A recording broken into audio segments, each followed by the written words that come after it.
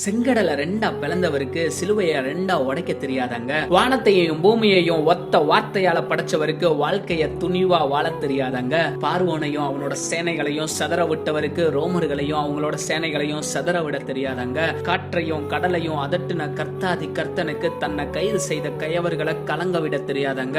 அப்புறம் ஏன் சிலுவையில அமைதியா இருந்தாரு? எதுக்காக குற்றவாளிகளை போல தொங்குனாரு? எல்லாம் உங்களுக்காகவும் எனக்காகவும் தாங்க. எனக்காகவா அப்படின்னு கேக்குறீங்களா? எஸ், நம்ம செஞ்ச பாவம் அவர்கிட்ட இருந்து நம்மளை பிரிச்சுச்சுங்க. அதே நேரத்துல தண்டனைக்குரியவர்களாகவும் நம்மளை தள்ளுச்சுங்க. இப்ப நம்ம மேல அவர் வச்சிருக்கிற பாசமும் நேசமும் ரொம்ப ரொம்ப அதிகம்னாலதான் எப்படியாச்சும் திரும்ப நம்ம கூட பேசணும், நம்ம கூட பழகணும், நம்ம கூட சேர்ந்தே இருக்கணும் அப்படின்ற ஒரு நல்ல நோக்கத்துக்காகவும் தான் நம்மளோட தண்டனையை அன்புள்ள சாமியாக அமைதியாக அவர் தான் மேல ஏத்துக்கிட்டாருங்க. நம்மளையும் பாவ தண்டனையில இருந்து விடுதலையாக்குனாருங்க. உசுரையே தந்த இந்த அன்பான சாமி உங்களை விடுதலையாக்க வெயிட் பண்ணிக்கிட்டே தாங்க இருக்கிறாரு. அவரை நம்பி ஏத்துக்கிற நீங்க ரெடியா?